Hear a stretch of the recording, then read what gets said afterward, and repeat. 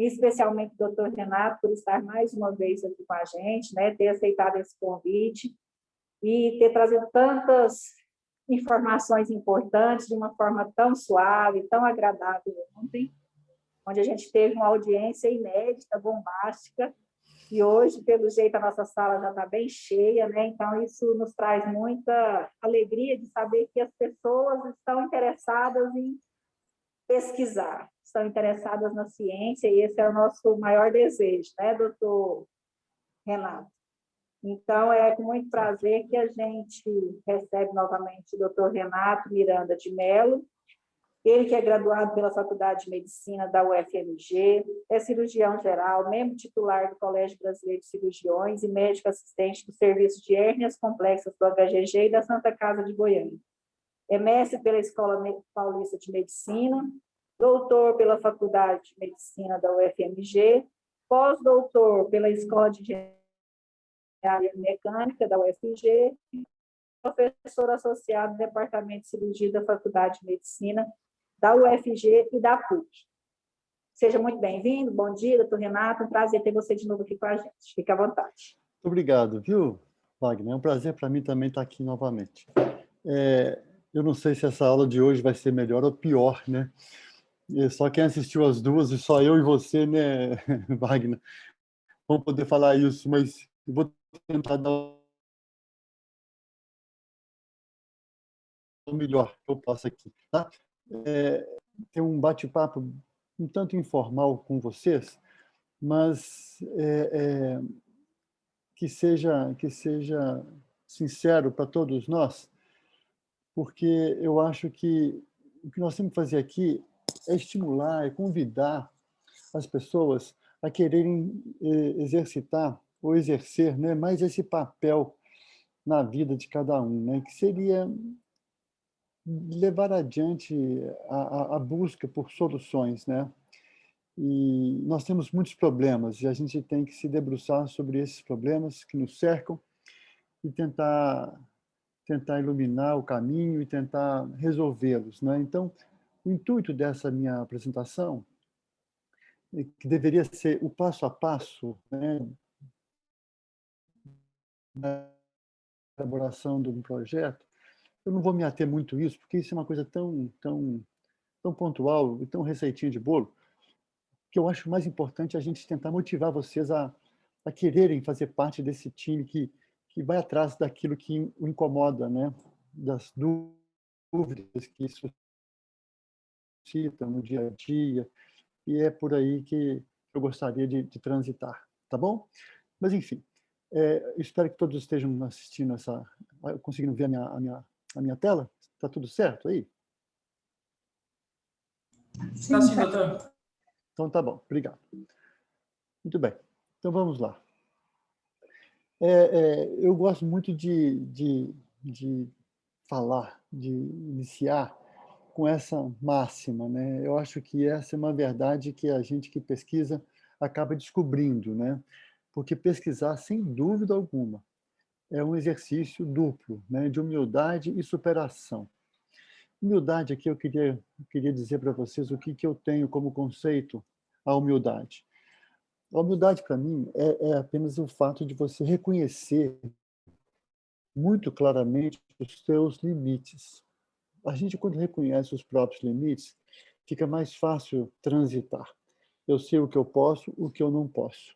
E o limite não significa algo que esteja imóvel, paralisado, congelado. Não. Eu posso, por uma série de razões e, né, com uma série de ferramentas, expandir os meus limites, né? Então, é isso que, para mim, significa humildade. Reconhecer os limites num dado momento, mas isso não significa que eles vão ficar estáticos, né? A gente pode ampliar esse limite que a gente sempre vai ter, né? Mas a gente vai seguindo, ampliando. E isso, evidentemente, exige uma grande dose de esforço, né? De superação. A gente precisa realmente se debruçar sobre aqueles limites e trabalhá-los de maneira justamente a ir empurrando, né? E ampliando essas nossas possibilidades de atuação, tá? Então, pesquisa, gente, é 5% de inspiração e 95% de transpiração, de suor. Ah, mas dá trabalho, né? É por isso que chama trabalho científico, né? Realmente não é fácil, mas não é impossível, tá bom? Então, eu queria passear com vocês apresentando justamente o que seria, né? O que é um trabalho científico, o que é um projeto de pesquisa, o que é um artigo, né? Que a gente vai acabar formulando depois, tá? Então, primeira coisa lógico que isso aqui, gente, é muito do que eu penso, né? Aliás, é o que eu penso praticamente, mas eu sempre busquei entender, compreender as razões que me levaram a querer fazer pesquisa. Eu sou um pesquisador tupiniquim. Eu sou um médico, essencialmente um médico, que tem alguma atividade docente e tem alguma atividade como pesquisador. Mas eu tenho essa escala de valores, né, progressiva, dessa maneira. O mais importante da minha vida né, dentro do panorama profissional, é a minha atividade como médico assistente. Disso eu não abro mão, né? E é a partir dela que eu consigo transmitir aquilo que eu adquiri de conhecimento, e aquilo que eu não adquiri de conhecimento, eu procuro conhecer, né? Fazendo uma pequena dose também de pesquisa, que é aquela pesquisa que eu dou conta de fazer, né? Eu não sou um pesquisador profissional, como, né, a gente às vezes imagina ou gostaria de ser. Não, eu sou um médico profissional. Agora, um professor, também profissional, mas assim, mequetrefe, mas um pesquisador bem tupiniquim. Eu gosto de trabalhar com o barro, né, com aquilo que está na minha mão, aquilo que está perto de mim, né? Então eu tenho razões imediatas e razões um pouco mais distantes, né, para eu estar fazendo a pesquisa que eu faço, né? Então essas perguntas que eu coloco aqui são perguntas que tendem a responder os porquês, né? Os porquês de eu fazer pesquisa. E é importante que a gente se faça essas perguntas para a gente poder saber. Nem todo mundo é obrigado a fazer pesquisa. Não é. Eu sei que essa clientela, né, que está aqui nos ouvindo, essa plateia, são pessoas que estão, de alguma maneira, interessadas ou obrigadas a ter que fazer um trabalho de conclusão de residência, um trabalho de conclusão de curso, um mestrado, às vezes, né, enfim, um doutorado. Sim, mas mesmo que você, então, tenha que fazer um projeto de pesquisa, se pergunte isso. Por que eu estou fazendo isso? Sobre o que eu vou fazer? Como? Com quem? Você não vai estar sozinho. E a razão social, eu acho que ela não pode ser perdida de vista, sabe, gente? Toda atividade do ser humano é voltada para o social. A gente tem que devolver para a sociedade um quinhão daquilo que a sociedade investiu na gente. Isso é uma obrigação, eu acho, sabe? Moral e cívica, né? Como se dizia antigamente. É muito bacana isso, porque é a hora que você vai devolver para a sociedade um benefício, né, que você vai poder compartilhar com ela, né? A sociedade investiu muito em nós, muito, muito, muito, tá? Nós que fomos, vocês que ainda são residentes, vocês estão aprendendo dentro da sociedade, dentro da comunidade, né, que é esse subconjunto que acorre, por exemplo, ao HGG. Então, cada pessoa dessa que está emprestando, né, o seu corpo para que nós possamos aprender com ele, isso tem que ser devolvido imediatamente e nos próximos pacientes que nós iremos atender, independentemente da área de atuação nossa. Pode ser como médico, como odontólogo, como fisioterapeuta, como nutricionista, psicólogos, não interessa, né? Todo mundo tem utilidade. Então, nós temos que devolver isso que a gente aprendeu a fazer para a sociedade para que a gente efetivamente seja útil, né, a ela. Então, as minhas razões, as minhas respostas a essas indagações são essas aí, mais ou menos, né? Então, eu busco fazer pesquisa porque isso me satisfaz. Eu sou uma pessoa que tem uma curiosidade, né? Como eu disse, daquilo que está próximo de mim. Eu não vou pesquisar as estrelas, né? Eu vou pesquisar alguma coisa, alguma dúvida que esteja pairando a minha clientela, né? A minha assistência médica. Eu vou tentar levantar quais são as dúvidas que eu tenho sobre isso naquele momento e vou tentar resolver, vou tentar obter respostas para essas dúvidas. A ciência nos apresenta um caminho muito, muito bacana, tá? Muito organizado, portanto, bem legal para a gente poder responder a essas dúvidas que suscitam, né, o nosso dia a dia. A gente vai usar o material que puder e o equipamento que puder, né? A gente vai chamar pessoas para nos ajudarem nessa trajetória e vamos contar também com instituições que possam nos ajudar a fazer isso. Fazer pesquisa, gente, exige, como eu disse, esforço, sim, mas existe também uma infraestrutura para isso, né? É importante que a gente requisite a infraestrutura para isso. Então, assim, um laboratório não vai descer de paraquedas para eu fazer a minha pesquisa. Sou eu que tenho que requisitar aquele laboratório. Então, é o ser humano que busca, que chama, né, a infraestrutura para ele viver melhor. As coisas não acontecem de fora para dentro, é de dentro para fora, né? Então, é o ser humano que vai lá e requisita aquilo que ele está precisando. Ninguém vai oferecer nada, tá certo? A gente tem que conquistar essas coisas. E, por fim, aquela finalidade social, né? Acho que esse é o objetivo último, né? Que evidentemente passa por uma satisfação pessoal, a pesquisa, né? Mas ela tem que ser depois distribuída, compartilhada com a sociedade. Okay? A nossa instituição, né? Eu acho que enquanto nós pertencemos a essa instituição, né? Todos nós somos transitórios, né? Na própria vida, mas enquanto nós estivermos gravitando, né, em torno do HGG, a gente pode ficar tranquilo porque o HGG tem uma diretoria que está aqui, ó, que é de diretoria de ensino e pesquisa. Então, nós já temos esse apoio institucional, né? Nós temos aqui um núcleo de apoio à pesquisa que está ali de portas abertas, né, para receber qualquer um de dentro ou de fora do HGG que queira fazer pesquisa, né? É óbvio que a prioridade é para a clientela que utiliza o HGG, né? Então, somos nós, profissionais, residentes, estagiários, todo mundo, né? Os funcionários, nós funcionários, né? Então, assim, existe esse apoio institucional. Isso é muito importante, gente, porque nem todo hospital oferece esse apoio. O que não significa que seja impossível fazer pesquisa nesses lugares. Não. Mas nós já contamos com uma ajuda institucional a mais. Então, a diretoria de ensino e pesquisa, que é ocupada pela doutora Fátima Lindoso, é uma diretoria já desenhada, prevista para isso. Tá?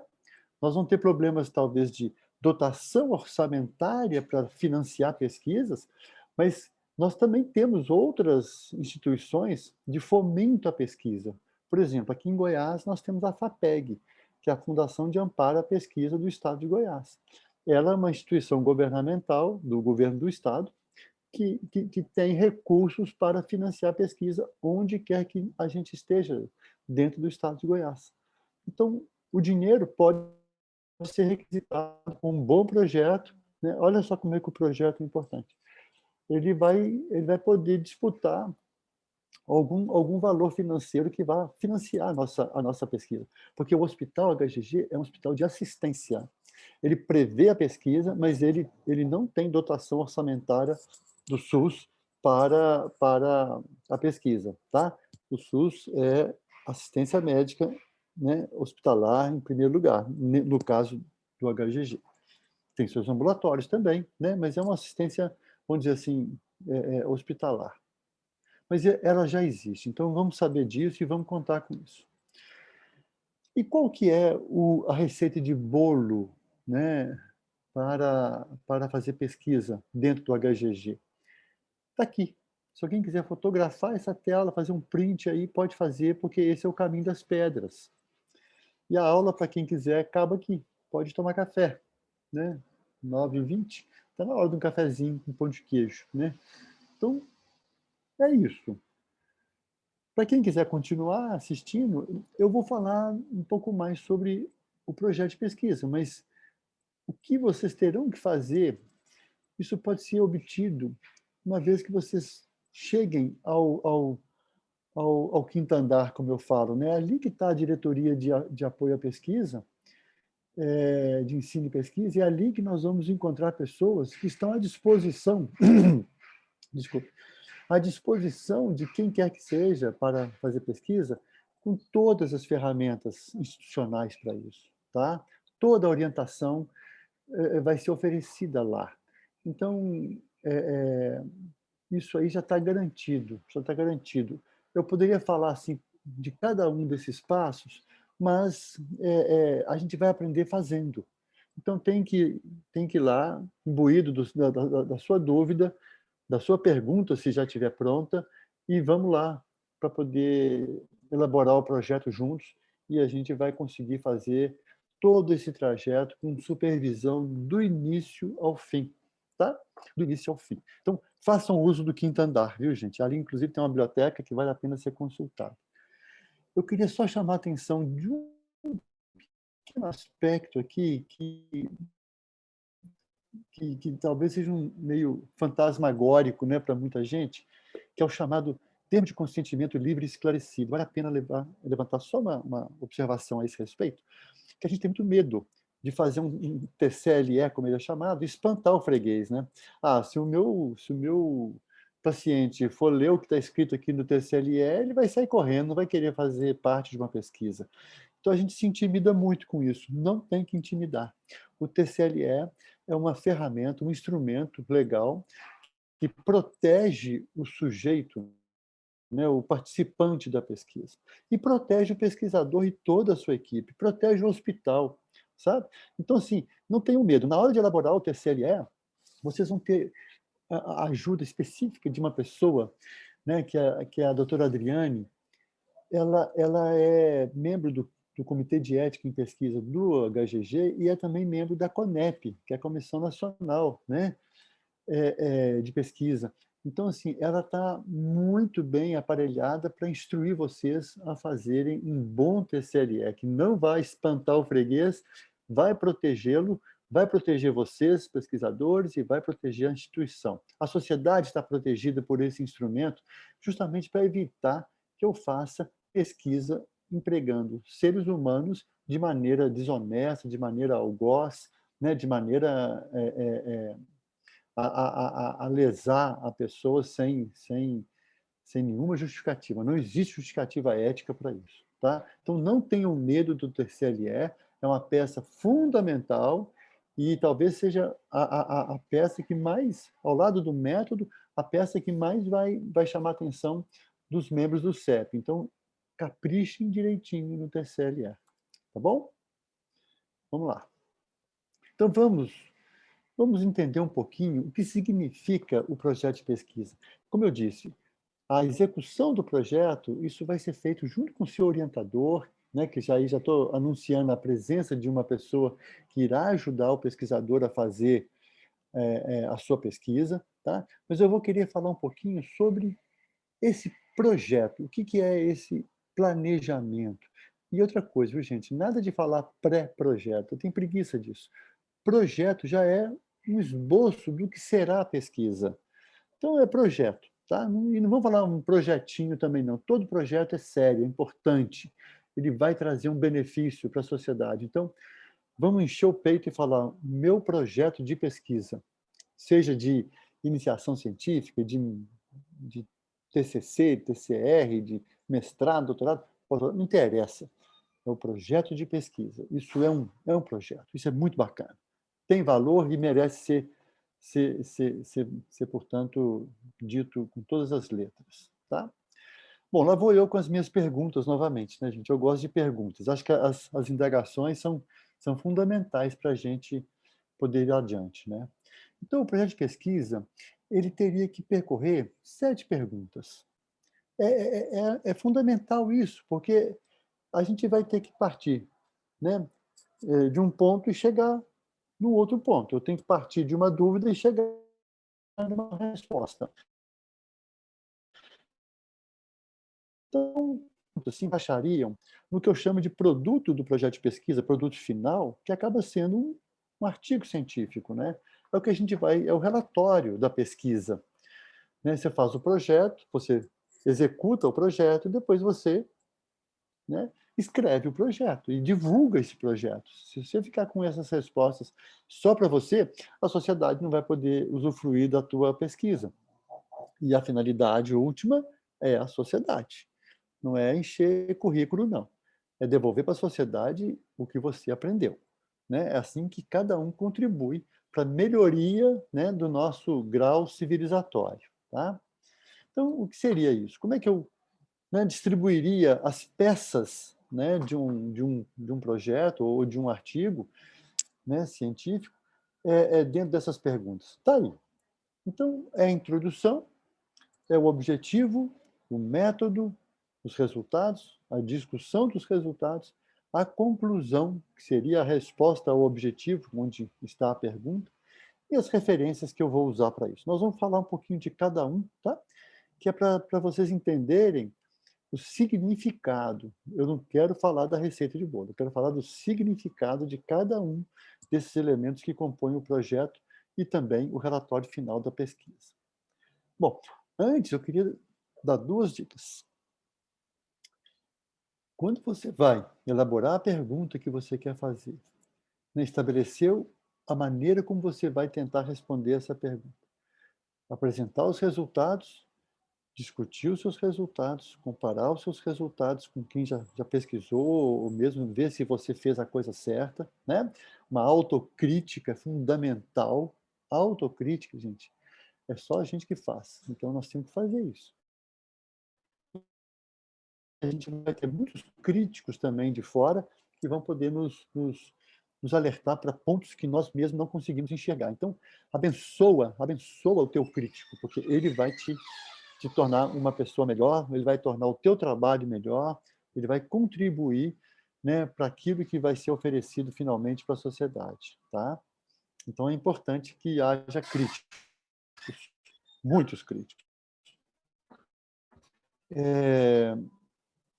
A própria resposta, né, que é a conclusão do trabalho, todos esses passos, gente, vão ter que contar com um instrumento que afere se o que eu estou fazendo realmente tem base científica, ou seja, tem uma causa e um efeito, portanto, né, e não é simplesmente obra do acaso. Então, por exemplo, se eu pulo de um avião em voo, em pleno voo, né, sem paraquedas, e caio, olha, isso aí eu tenho explicações, talvez para dizer, né? A força de gravidade puxou o meu corpo para baixo, lá para o centro da Terra, e eu fui, né? Acabou, tchau, né? Quantas vezes eu pular, tantas vezes eu cairei. E qualquer um que quiser experimentar isso, pode tentar, né? Mas eu já adianto que a resposta é bem previsível. Vocês vão cair e vão morrer, provavelmente. Tá. E se, depois de milhares de pessoas que tentaram fazer essa experiência, não cai? O que aconteceu?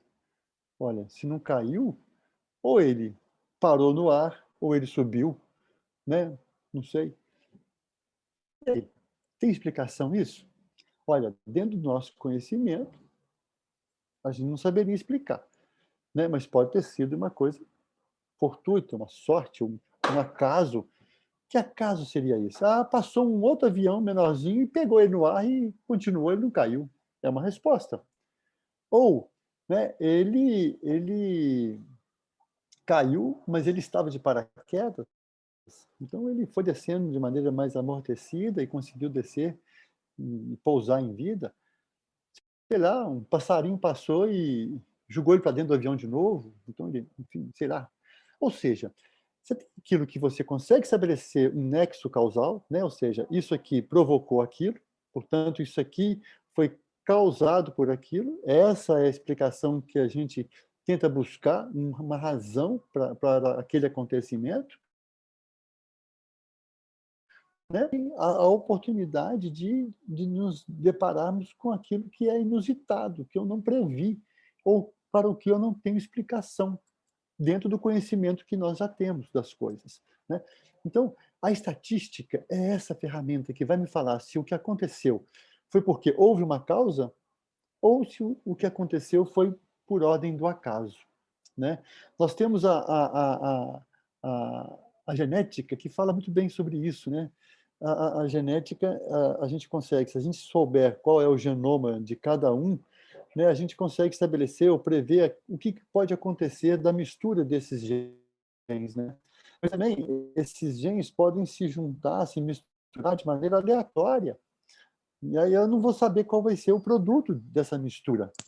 Olha só. Então, eu consigo manipular geneticamente, estabelecer um produto né, genético novo, mas eu posso também ter que me deparar com uma mutação aí que foi feita ao acaso e não deu aquele produto que eu queria, tá? Então a estatística me dá essas possibilidades. Olha, isso aqui realmente tem grande chance de ter acontecido por uma causa e não pelo acaso, tá? Então realmente deve ter uma causa e um efeito, um motivo para ter determinado aquilo que você está pesquisando. Isso é bom, porque se houver esse motivo, tem consistência. Eu consegui me aproximar de uma verdade científica. E qualquer um que repita o meu experimento vai conseguir as mesmas respostas. Por quê? Estabeleceu-se ali um acontecimento que tem causa e que tem efeito. Pronto. Né? E é muito difícil chegar nessa verdade científica, viu, gente? Mesmo seguindo todos os passos. Né? Porque, ainda mais na pesquisa que envolve biologia, você não tem controle sobre tudo que acontece, sobre tudo que está se operando ali naquele experimento, né? Então, a estatística vai nos ajudar, desde o início até o final. Então, eu convido a vocês que façam uso dessa ferramenta. E se não souberem fazer isso, tem gente que sabe, e vamos chamar essa pessoa que sabe, tá? Então, o quinto andar já pode contar, né, com a ajuda de um estaticista, tá? Isso é muito bom, é uma notícia aí que eu fico muito feliz de anunciar para quem quiser. Não é, né, ele não é um funcionário do HGG, mas ele vai prestar serviço para quem quiser essa assessoria de estaticistas, tá bom? Da bioestatística. A outra coisa que eu queria chamar a atenção dentro do próprio projeto e também lá, quando você for escrever o relatório, a questão da língua portuguesa. E aqui eu estou falando de comunicação e expressão, tá? Não estou dizendo aqui que o pesquisador tem que saber profundamente gramática, aquela coisa, né, que a gente sempre achou ruim, as nossas ideias. E o primeiro passo para isso é que as ideias estejam claras, organizadas na nossa cabeça. Se as nossas ideias estiverem assim, elas vão aparecer assim naquilo que eu escrever. Tá? Então, a escrita, gente, é mais um instrumento de organização das ideias. Pensa desse jeito. A fala também é. Quando eu estou falando alguma coisa, não pensa vocês que eu estou aqui tagarelando, não. O que eu estou falando está passando antes pelo meu crivo, pelo meu filtro aqui. Eu estou organizando as minhas ideias rapidamente e com isso eu consigo falar sobre elas. Porque elas já estão mais ou menos organizadas na minha cabeça, no meu pensamento. Quando eu vou escrever isso, eu vou fazer mais um exercício de organização das ideias. E o que a gente está falando é de ideias, né?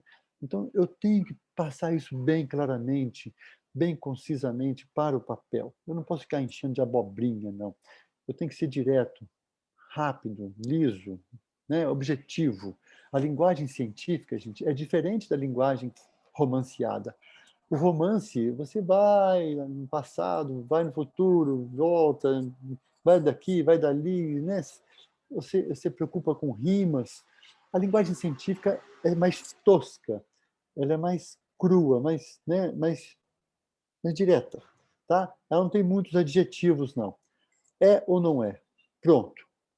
Então, assim, não se preocupem com essa linearidade da linguagem científica, porque o pesquisador, na ciência, ele tem que trabalhar de maneira linear, porque a linha reta é o caminho mais curto entre o meu propósito e a possibilidade de eu alcançar esse objetivo, esse propósito. Tá?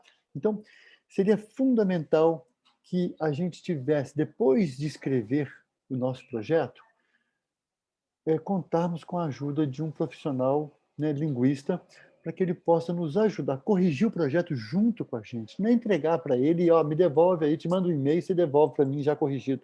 Não. Senta com esse profissional, clara no papel.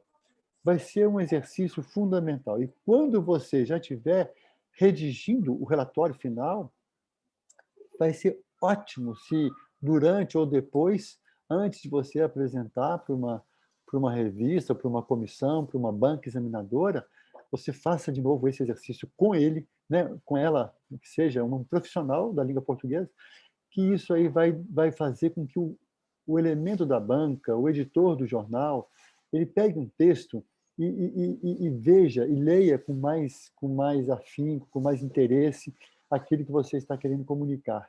Tá? Então, vale a pena. Infelizmente, não temos esse profissional, mas cada um de nós conhece um antigo professor de português aí, pode ir atrás dele, que ele vai, com muito prazer, nos ajudar nisso aí. Tá? Aqueles que já são versados na língua portuguesa, tudo bem, né? Não precisa, mas é sempre bom, né? É sempre bom. Mais uma vez, o crítico sempre nos ajuda a melhorar o nosso trabalho. Então vamos começar aqui a nossa aula de fato, para quem continuou, né? E para quem não está dormindo. Muito bem. A primeira coisa é a introdução. A introdução do trabalho, do projeto, ela visa o quê? Eu tenho uma noção global do universo onde eu estou transitando e de onde eu vou tirar as minhas dúvidas, tá? Então, isso significa eu olhar para os lados, né, para cima, para baixo, enfim, e me situar. Onde é que eu estou? O que eu quero fazer? Né? Eu sou médico. Ah, eu quero estudar a estrela do mar. Olha, Renato, você vai ter que fazer outro curso, um curso de biologia marinha, se for, sei o quê, para poder estudar, porque você não é seu objeto de trabalho, não está no seu dia a dia. Ah, mas eu quero estudar, então, uma doença específica. Opa, então aí já está dentro da minha seara. Né? Eu quero estudar um comportamento. Né? Eu quero estudar o nível nutricional dos meus pacientes que chegam nessa enfermaria. Eu quero saber melhor o tratamento, seja uma cirurgia, uma quimioterapia, né? Eu sou um fisioterapeuta, quero saber, né, como é que eu posso melhorar a ventilação pulmonar dos pacientes que estão internados lá na UTI de Covid. Poxa vida, eu tenho muita coisa para pesquisar, gente. Não existe tema esgotado na pesquisa. Existe pesquisador esgotado no tema. Né? É a gente que se cansa e tem que deixar a bola, mandar a bola para frente, para outro continuar aquilo que você já cansou de pesquisar. A pesquisa não para, ela não pode parar. Aliás, acho que ela nunca parou. Né? De maneira formal ou informal, a gente está sempre pesquisando, não é mesmo? Então, a introdução vai me dar a oportunidade de ver como é que no universo eu encontro os problemas que eu identifico, né? Em que lugar que eles estão? Num lugar bem alto ou estão lá para trás? São importantes ou não são? Alguém já deu valor a isso ou não? Né? E aí que eu vou fazer uma busca bibliográfica e ver o que os autores que também pesquisaram sobre esse tema que eu estou querendo pesquisar, o que eles já disseram? O que eles já disseram? Né? Olha, é um trabalho de escritório, tá? A pesquisa, o projeto, a pesquisa, ela não é algo que seja restrito a um laboratório, a um hospital, à parte prática, ao campo, não. Eu tenho que fazer, junto disso, um grande trabalho intelectual que é de escritório. Então, eu tenho que sentar, né, numa biblioteca, ou eu tenho que sentar diante de um computador, abrir uma base de dados aí e, ufa, vamos pesquisar o tema. Muita gente já pesquisou sobre isso. Se já pesquisou, isso é bom, porque tem muita coisa dita. Mas se ninguém pesquisou, opa, eu vou ser original, tá? Mas, por outro lado, eu não vou ter com quem conversar, com quem dialogar. E os pesquisadores dialogam entre si sem nunca se conhecerem. Eles vão lendo o trabalho de cada um, que é o produto da pesquisa de cada um. Né? Então, a gente vai ter que realmente fazer essa busca. Tá? Isso é muito importante para eu entender como é que está localizado o problema que eu quero pesquisar. Tá? E a gente deve escolher um único tema. Cada pergunta que a gente fizer deve gerar um trabalho, um projeto, para responder a esta pergunta. Quanto mais específico nós formos, melhor. Mais fácil vai ser responder a pergunta. Quando eu abro muito o leque, né, eu tenho que fazer várias perguntas, eu vou ter que obter, portanto, várias respostas. Cada pergunta gera uma resposta. Tá bom, tem que gerar. E é muito difícil responder 5 perguntas ao mesmo tempo. Se eu pergunto uma coisa só, eu foco. E aí eu consigo responder de maneira mais rápida, mais efetiva, tá? E mais fácil essa pergunta. Então, é isso, tá bom? A introdução seria mais ou menos isso. Vamos situar. Depois, no finalzinho da introdução, ou como um capítulo à parte, vem o objetivo. O objetivo, gente, é a pergunta que eu quero fazer. Eu tenho um problema, o que eu quero saber sobre esse problema? É a pergunta. É isso que eu vou fazer, é isso que eu vou formular. Tá? É talvez o ponto de partida mais importante do projeto. E não é fácil formular uma pergunta. Tá? Eu sei muito bem qual é a minha dúvida, mas o que eu quero saber dessa dúvida que eu gostaria de responder num primeiro momento? Né? O que? Qual é o ó do Borogodó? Né? O que eu quero saber? Então, você tem que escolher uma pergunta só, formular muito bem essa pergunta, e isso vai exigir de você uma reflexão sobre a dúvida, isso vai exigir de você compartilhar essa dúvida para você, junto com alguém, no caso, o orientador, né? Eu vou ter que elaborar muito bem essa pergunta, gente. Se eu formular bem a pergunta, isso vai facilitar muito o meu trajeto para buscar a resposta a essa pergunta. Tá bom? Então, o ponto de partida está aí na pergunta. Uma boa pergunta. Aqui eu só queria explicar um pouquinho essa ilustração que eu coloquei aqui do lado, gente, que é muito legal. Nós temos basicamente 2 tipos, né, de raciocínio. Nós temos o raciocínio indutivo e o raciocínio dedutivo, para se estudar um objeto qualquer. Eu posso, usando o raciocínio indutivo, eu posso partir do universal, né? E, com isso, induzir que uma parte desse universo seja exatamente como esse universo. Ela represente o universo, porque se o universo é assim, cada parte constituinte desse universo também vai ser assim. Então, é uma indução. Tá? Eu parto do geral e concluo pelo particular. Agora, a pesquisa que a gente faz, basicamente, ela segue um raciocínio dedutivo, ou seja, eu vou partir do particular e tentar extrapolar para o universo, para o geral. Né? Então, o que eu faço? Eu faço o inverso. Né? Eu faço o inverso. Para isso, vocês vão ver, nós vamos ter que trabalhar com uma parte desse universo. Eu vou ter que estudar uma parte desse universo para saber se eu posso generalizar isso que eu aprendi. Né? É o raciocínio dedutivo. Ele nasce do particular e se extrapola para o geral. Tá? Isso exige uma série de mecanismos científicos, que é o que a gente basicamente vai fazer nos nossos projetos que envolvem pesquisa biológica ou biomédica. Tá? A gente pega uma partezinha ali, que a gente espera que seja representativa do todo, porque o universo não é homogêneo, ele é heterogêneo, então eu tenho que pegar uma amostra que realmente represente todos os aspectos desse universo, para que eu possa, então, estudar esse particular e depois esse geralzão aí, tá bom? é só um pouquinho de filosofia, né? A ciência, gente, nasceu da filosofia. Então, nós somos todos filhos, netos, bisnetos da filosofia, tá? Pois bem, olha a figurinha aí. Esse pedacinho que eu peguei do universo chama-se amostra, né? A amostra. Então, a amostra tem que ser representativa, tá bom? Isso é um belo problema que a gente vai ter que fazer uma escolha de que parte que eu vou pegar e quantas partes eu vou pegar lá de dentro para compor minha amostra. Aí que entra a estatística desde o início.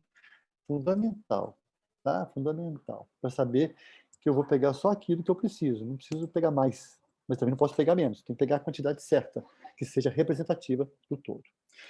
Então, aqui eu vou precisar de contar, né? Com pessoas, o orientador, se precisarmos do estaticista, mas eu acho que isso aí, eu sei que não é o meu caso, a gente vai precisar desse profissional estaticista que vai nos ajudar a calcular essa amostra. Quantas pessoas eu vou ter que arregimentar para poder estudar um certo fenômeno que eu possa realmente depois, com segurança, a partir do resultado que eu obtive, né, ver se isso tem representação estatística, se tem poder estatístico, se isso realmente significa que o fenômeno que eu estudei não é obra do acaso, ele teve motivos para acontecer, e aí eu posso, então, generalizar isso, né? Estatística, gente, vai de cabo a rabo, tá? Eu acho importantíssimo. Eu vou ter que usar instrumentos, né? E eu vou ter que fazer planejamento. O método, gente, método em grego significa forma de caminhar. Então, o método nada mais do que a maneira a pergunta que eu formulei até a resposta que eu obtive, ou pretendo obter. É esse passo a passo, né, que eu vou escrever, eu vou descrever de maneira muito clara, muito objetiva, para que outros pesquisadores, lendo o meu método, possam repeti-lo e ver se vão obter também as mesmas respostas que eu obtive. Isso vai dar força para o meu trabalho. Olha, eu consegui achar essa resposta dessa maneira. Se o outro repete e também acha a mesma resposta, opa, já são dois, né, achando a mesma coisa. Não, 3, 4, 5, 1000. Opa, isso aí para mim já é uma verdade científica, portanto, né? Porque muitos já repetiram isso e obtiveram a mesma resposta. Então, pronto, eu posso dizer que isso realmente acontece assim por uma razão e não por um acaso, tá? O acaso está sempre permeando a nossa vida, ok? E o método, gente, tem que ser uma retinha. Quanto mais reto ele for, retilíneo ele for, nós vamos percorrer o caminho mais curto que é possível de percorrer entre uma pergunta e uma resposta. Por isso que se eu fizer 5 perguntas, eu vou ter que fazer desvios no meu caminho para cada hora tentar responder uma delas. Aí eu vou me perder, tá? Aí eu vou me perder. Por isso que cada pergunta exige um projeto que vai buscar uma resposta, né, através de um método e depois uma conclusão. Chega. Eu estou com outra dúvida. Faça outro projeto, né? Estabeleça outro método, né, direitinho, faça outro projeto. Cada pergunta é um projeto, é um trabalho, tá? Cada um. A ciência caminha devagar, mas ela não pode dar passos para trás. Por isso que ela tem que ser objetiva. Ok? Muito bem. Uma vez que eu já estabeleci o meu método, já percorri, já pesquisei, já colhi os resultados, está aqui, pronto, vamos apresentá-los. Então, eu estou diante das respostas que eu obtive. Opa, peraí, mas eu obtive mais de uma resposta? Então vamos aqui, olha o que eu fiz aqui. Eu fiz alguma coisa que riscou minha tela. Opa, baguncei o coletor.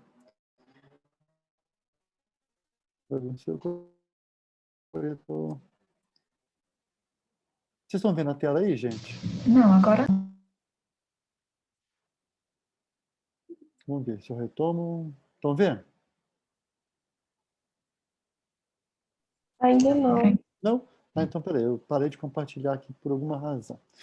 Pode deixar que eu dou conta aqui, quer ver? É só vocês terem uma. Compartilhar a tela.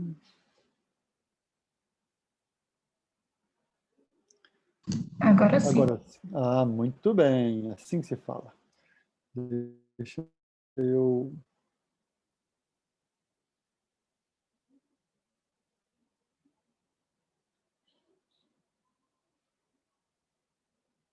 Perfeito?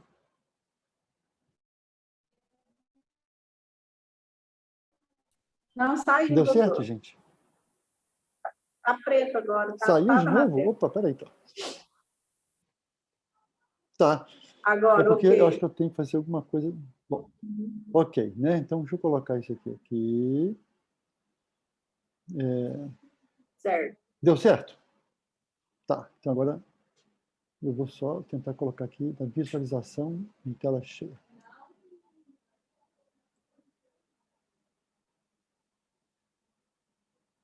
Ok? Não está no modo apresentação, mas dá para ver. Pausado.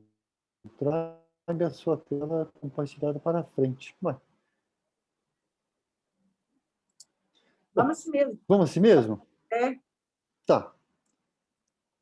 Deixa eu ver se eu consigo mais uma vez. Não deu, né? Não, mas está todo mundo Não. vendo. Pode manter assim mesmo, Renato. Então tá bom. Olha só. Vocês estão achando que isso aqui foi um problema que houve, né? Foi um problema, mas eu que estou inventando isso aqui só para vocês entenderem que o inusitado acontece. Mentira, né, gente? Mentira. Desculpem. Mas então é isso. O resultado, né, que eu obtive, ou as respostas que eu obtive, eu preciso agora saber separar o joio do trigo, né? O que é o quê, o que é aquilo. Eu preciso fazer isso agora. A estatística vai me ajudar a pegar as respostas mais consistentes, tá? Que realmente devem ter sido consequência do meu método. Então, é hora agora de pegar a estatística de novo, trabalhar esses resultados e ver o que serve do que não serve. Tá bom? Isso é fundamental, porque eu só vou apresentar aquelas respostas ou aquela resposta que realmente interessa, tá? O resto é efeito colateral, tá bom? Então, assim, vamos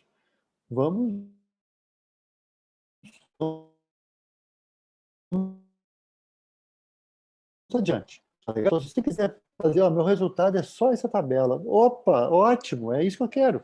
Se for uma tabela bem feita, que seja autoexplicativa, que eu consiga entender direitinho o que você achou, opa, e tem validade? Tem, porque existem métodos estatísticos, né, de tratamento dos dados que vão me falar se aquele resultado merece credibilidade ou não.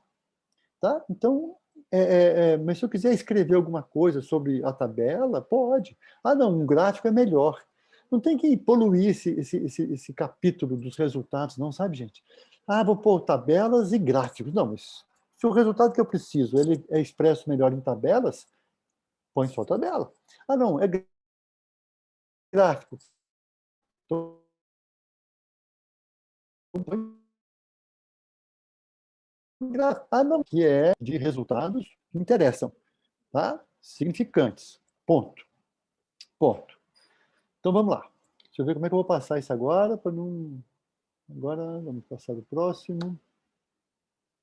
Aí, discussão. Vou passar por aqui. Então, gente, a discussão. A discussão é a hora que você vai sentar você você com o teu orientador e você com todos aqueles pesquisadores que você já viu lá na introdução, que pesquisaram a mesma coisa. E é hora de você fazer uma autocrítica primeiro, né? Você vai ver se os seus resultados, então, depois do tratamento estatístico, eles tiveram significado, tá? A primeira coisa é a autocrítica. Começa por aí.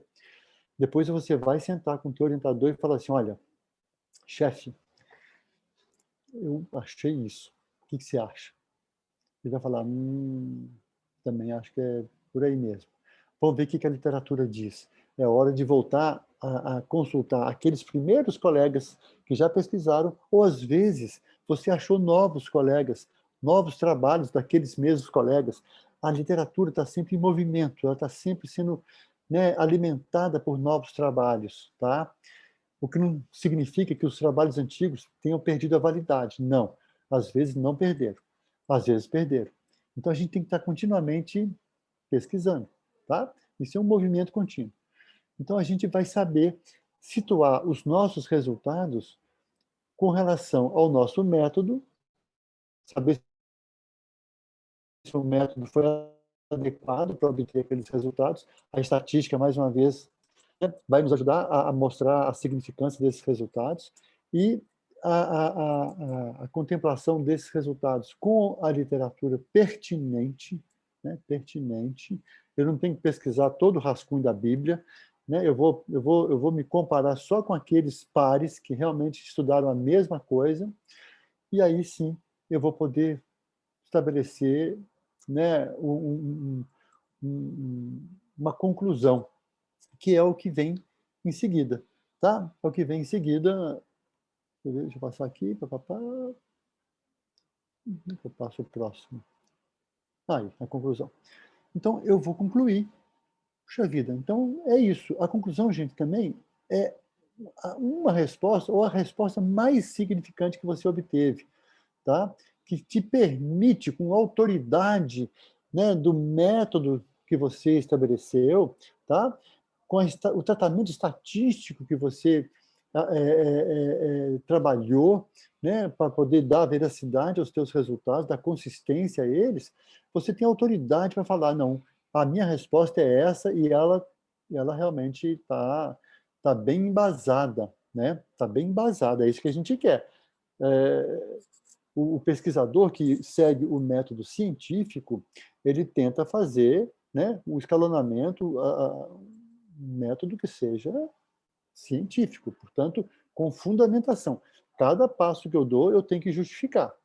Então, se eu consigo fazer isso, o meu método foi científico, porque eu estou construindo uma verdade com base em outras verdades. Então, com isso, eu estabeleço uma ponte entre a minha pergunta e a minha resposta. Então, cada pilar que sustenta o meu método, né, vai também ali sustentar, finalmente, a minha resposta.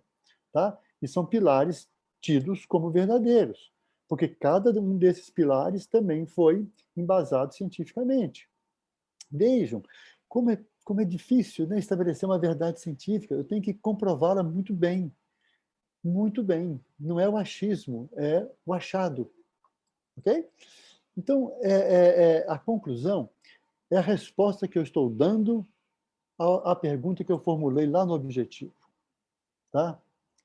Então, assim, quando você vai ler um artigo, você vai ver o título. Tá bom. Aí você vai para a pergunta, vai para o objetivo e vai para a conclusão. Aí você vai para o método. Aí você lê o resto. Tá? Porque você quer saber se o método foi consistente entre a pergunta e a resposta.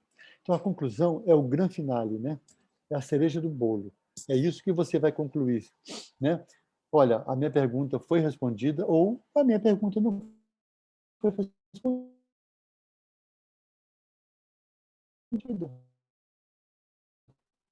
Não acontece do que uma coisa que acontece. As duas têm valor. Eu posso contar com o tudo ou com nada, com o positivo ou o negativo, não é? Não é só aquilo que é evidente que tem valor para mim. Eu posso estabelecer, olha, isso aqui não é assim. Ontem eu brinquei com uma pergunta, né? Eu quero saber se a cor do mar é azul, né? Por exemplo. Tá bom. Eu faço um projeto de pesquisa para ver se a cor do mar é azul. Faço tudo direitinho, e respondo o quê? A cor do mar é azul. Ótimo. Então eu tenho, né, mais uma certeza de que a cor do mar é azul. Mas eu posso concluir que a cor do mar é vermelha. Mas peraí, não foi essa a pergunta que eu fiz. Eu não quero saber de que cor é o mar. Eu quero saber se ele é azul. Ah, então a resposta vermelha não me interessa. Me interessa saber se é azul ou não. Eu posso concluir que a cor do mar não é azul. Isso tem tanto significado quanto o contrário. Então, assim, chegar a uma conclusão que não evidencia aquilo que está uma bela resposta. Porque, pelo menos, eu não sei que cor é o mar, mas eu sei que não é azul. Não é? Então, assim, tem tanto valor quanto. Então, não pensem que eu não consegui confirmar os dados que eu queria, minha pesquisa tem que jogar fora. De jeito nenhum. De modo algum.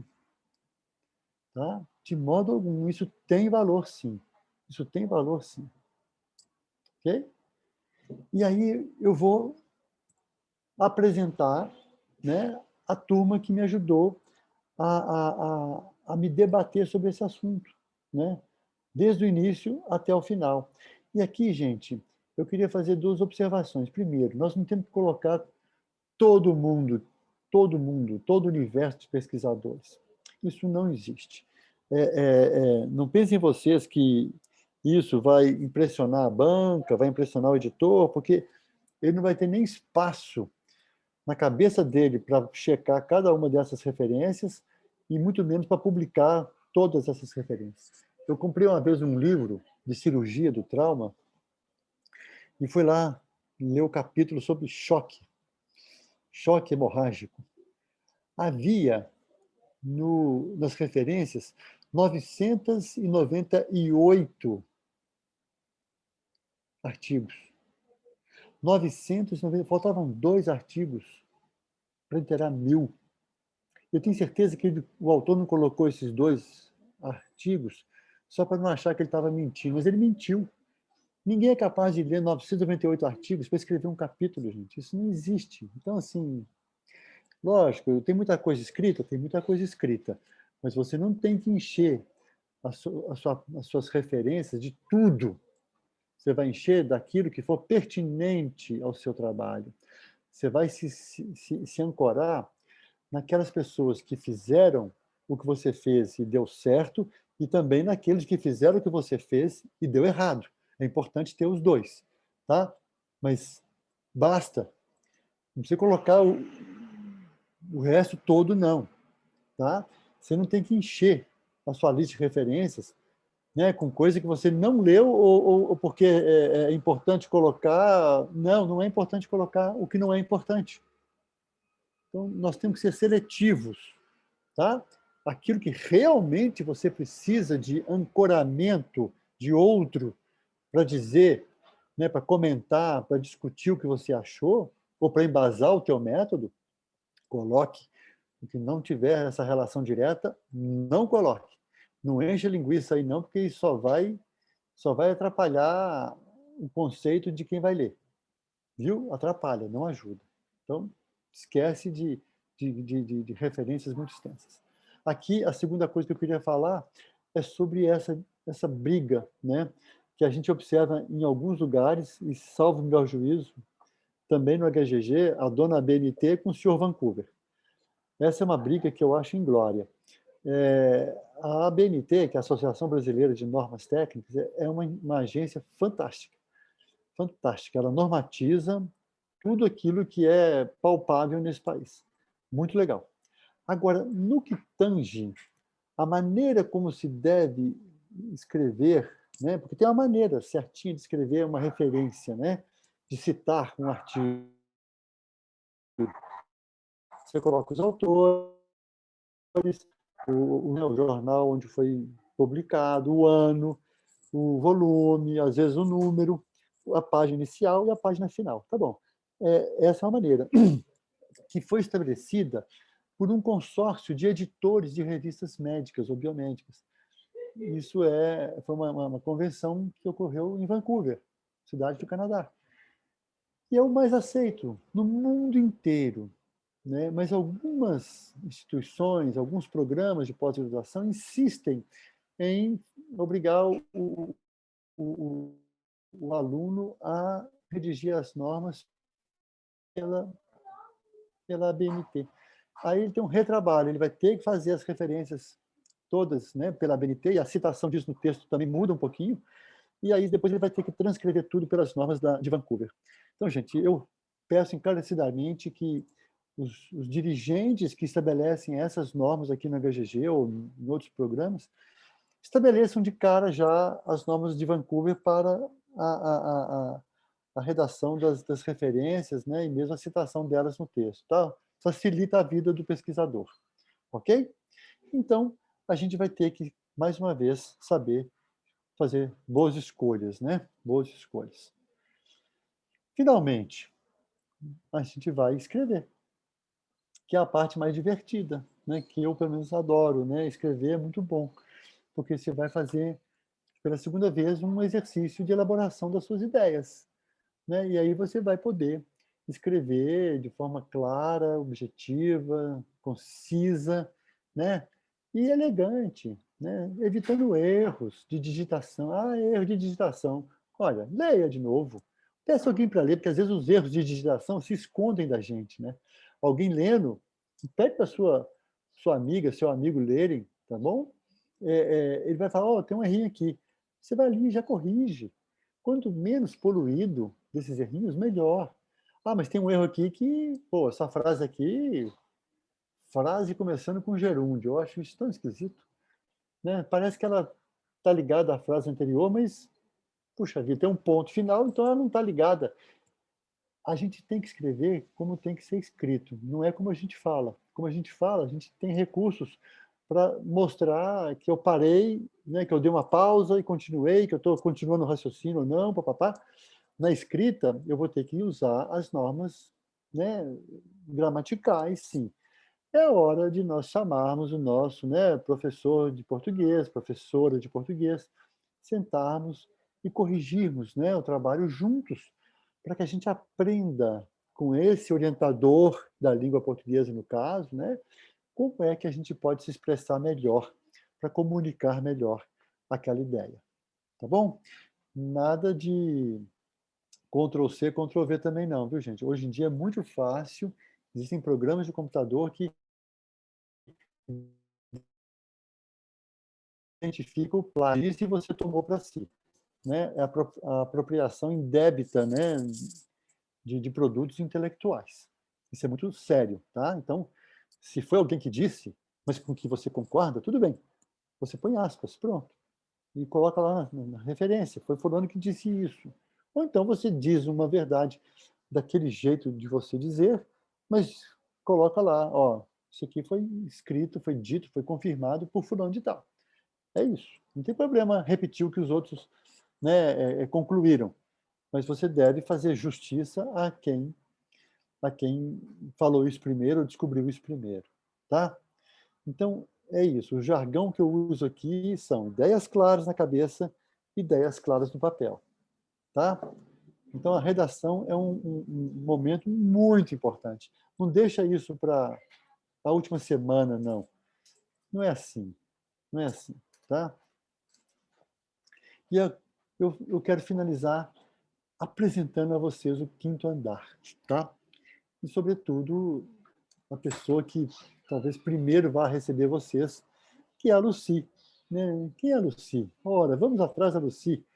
Subam as escadas, façam um belo exercício até o quinto andar, queimem calorias, aumentem a capacidade cardiorrespiratória, respirem fundo e vão para a sala da Lucy.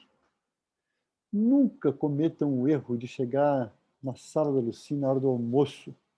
Ela não vai estar lá. A Lucy agora inventou de querer almoçar, gente. Isso eu vou falar com a direção. Vou falar com a doutora Fátima. Isso não pode acontecer. Isso é um absurdo. Mas, enfim, até que isso mude, não cheguem na Lucy na hora do almoço. Tá? Eu já fiz isso várias vezes e dei com os burros na água. E me cansei. Tudo bem, fiz um exercício físico, né? Mas a hora que ela está lá, ela vai receber vocês de braços abertos. É uma pessoa extremamente competente. Assim, ela é receptiva. Aí estão os contatos. Mas o bom mesmo é ir lá, né, e falar na cabeça da Lucy. Lucy, como é que eu faço isso? Lucy, como é que é aquele negócio? Ah, o TCLE, Lucy. Pode perguntar para ela que ela vai saber responder para vocês tudo. Já tem as cadeirinhas ali específicas, tá? Enfim, essa cadeira de cá é a minha, então ninguém senta ali, por favor. A doutora Adriane fica ali na mesinha da esquerda, então, mas a Lucy está ali na entrada. Pode abordar a Lucy, que ela vai ter muito prazer em conversar com vocês. Tá bom? Era isso. Chega de aula. Muito bom, doutor Renato. Você conseguiu superar de ontem. Nós temos aqui Wagner. uma pergunta do Kerry. Quais casos posso pedir dispensa do TCLE? Tá. Aí, ó. É só perguntar para a Lucy, gente. Ó, eu não quero falar isso não, porque, né, mas isso vai fazer lembrar uma coisa que eu não quero me assemelhar. Bom, na verdade é o seguinte, gente. Existem casos em que você não vai precisar desse TCLE. São exceções à regra. Tá? A maioria das vezes vai ser importante ter o TCLE. Mas, bom, nós estamos numa pandemia, em alguns momentos, em alguns projetos, isso não vai ser necessário nem possível. Mas eu posso obter um TCLE por aplicativo de celular, por telefonema, por e-mail, por carta, por telegrama, tá? Isso não é impeditivo. Mas, independentemente disso, pelas circunstâncias atuais da Covid-19, nós vamos ter que nos abster desse instrumento, tá? Então, isso tem previsão, sim. É lógico que eu não vou saber de cabeça, não sei, tá? Basta a gente consultar a regra lá. E está lá no CEP, só chega lá que a gente vai poder saber disso. Tem o manual do pesquisador que está à disposição de qualquer um, que a gente pode obter isso pela internet, só pedir a Lucy isso. Mas eu queria dizer o contrário. Não procurem fazer um projeto já pensando num tema que não vai precisar de TCLE. Tá? Não vão por aí, não, gente. Isso é um instrumento útil, bacana, de proteção. Se a gente está querendo fazer um trabalho, né, que vá beneficiar a sociedade, nós temos que procurar proteger cada cada elemento dessa sociedade. O TCLE é um instrumento para isso. Tá? E não precisa ser 2 páginas, 1,5 páginas. Ele pode ser curto, mas ele tem que conter aqueles elementos que são essenciais para isso. A doutora Adriana é outra que sempre me ajuda na necessidade ou não de TCLE e na redação de um TCLE. Tá? Então, assim, não vamos tentar fugir disso. Tá? Antes, não. Não vamos procurar o caminho mais rápido para ter que cumprir uma obrigação. Gente, aí vocês vão perder tempo. Vocês vão ter o mesmo trabalho, tá? E não vai ser prazeroso. Então, vamos buscar a motivação dentro da gente. É dentro da gente que está a pergunta. Então, nós temos que buscar as nossas perguntas. Tá certo? Então, assim, não sei de cabeça quais são os elementos, está facilmente acessível e a gente pode acessar isso investigando lá no CEP. Tá? A Lucy já colocou aqui para a gente as resoluções sobre TCLE, que é 46612/12 e a 510/16. Consultar lá essas resoluções. Essas Tem mais uma resoluções... pergunta aqui, doutor Renato. Wagner, só um minutinho. Veja, essas resoluções estão todas escritas já, né, publicadas, mas às vezes a gente tem dúvida. Então, vale a pena, mesmo tendo lido isso, bater um papinho com a Lucia ou bater um papinho com a doutora Adriane, que às vezes a gente vai ter esclarecimentos que a gente não consegue entender, porque a resolução, às vezes, é algo assim que não fica muito claro, né, para todo mundo. Não se furtem, vão lá e perguntem. Pode falar. Sei que é um pouco fora do contexto, mas quais os passos, desde a submissão de um projeto de pesquisa até a publicação em uma revista eletrônica, por exemplo? Quais são os passos? Está falando que acha que é fora do contexto, mas quais os passos, desde a submissão de um projeto até a publicação na revista eletrônica, por exemplo?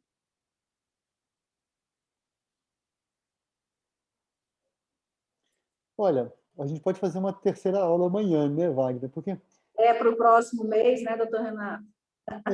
Na verdade... Vamos pensar nisso. Nós precisamos de caminhar. Com na certeza. verdade, o que eu penso?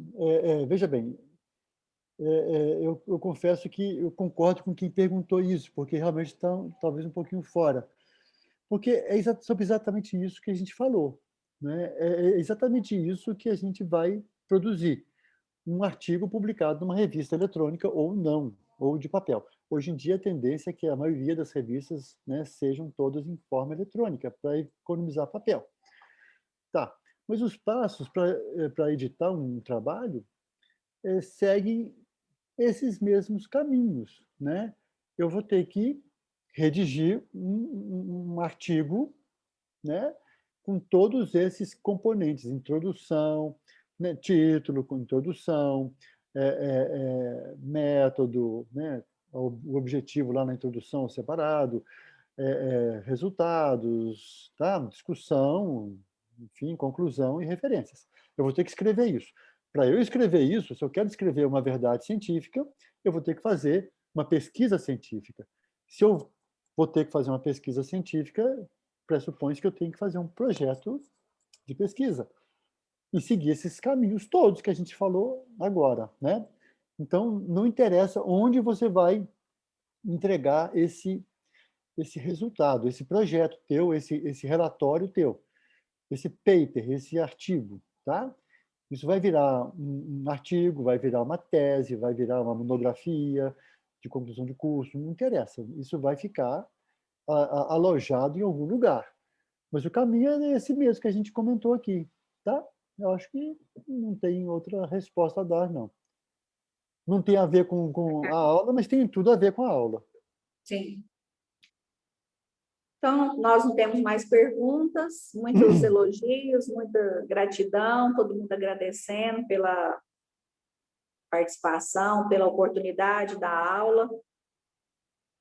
E eu quero dizer que quem tiver interesse em receber um certificado deve procurar a Lucy, no 5º andar, na sala do NAP, e solicitar, passar o nome, através da conferência dessa lista de frequência, o certificado vai ser confeccionado. A gente, peraí, parece que tem mais uma pergunta aqui, deixa eu ver. Eu estou vendo aqui também Você está vendo aí? Sim. Olha, a doutora Ana Maria Porto Cavas está assistindo a nossa aula. Nós estamos importante. Meu Deus do céu. Foi obrigatório assistir essa aula, né? Só pode. Mais ou menos. Mas aqui, a Paula Medeiros. Importante ver, né, em qual qualis você pretende publicar. Essa vale a pena um pequeno comentário, né? Essa classificação de qualis, né, da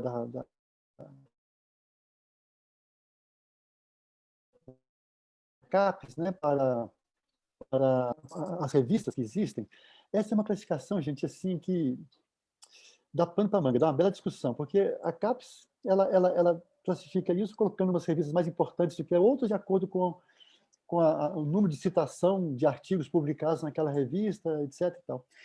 Só que ela faz algumas diferenças que às vezes confundem o pesquisador. Por exemplo, se eu sou um pesquisador médico e eu sou um pesquisador de cirurgia, a CAPES elenca diferentemente revistas de acordo com o tema que ela publica, né? E de acordo com o profissional que publica nela. Então, olha só, uma mesma revista pode ser qualizar para um fisioterapeuta e ser qualizar ou ser para um médico.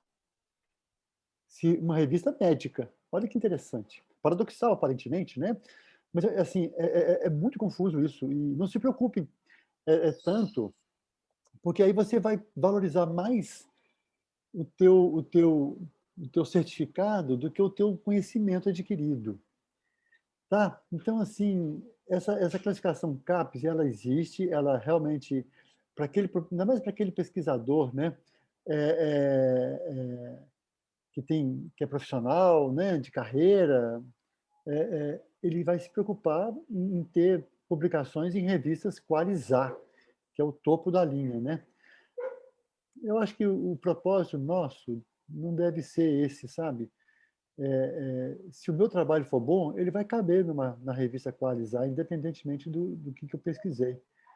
Por isso que a gente tem que seguir rigorosamente um método para que a gente possa fazer um bom trabalho e ele seja né, passível de publicação numa revista de boa qualidade, de alto impacto, tá? Nacional ou internacional.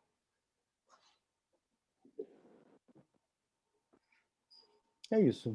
Muito obrigado, viu? Para todo mundo que dormiu, ou, aliás, para todo mundo que não dormiu e para os que dormiram, que não roncaram, né? Se bem que o microfone estava Não desligado. tem jeito de dormir, não, doutor. Ficou todo mundo com a cabeça acesa. Obrigado.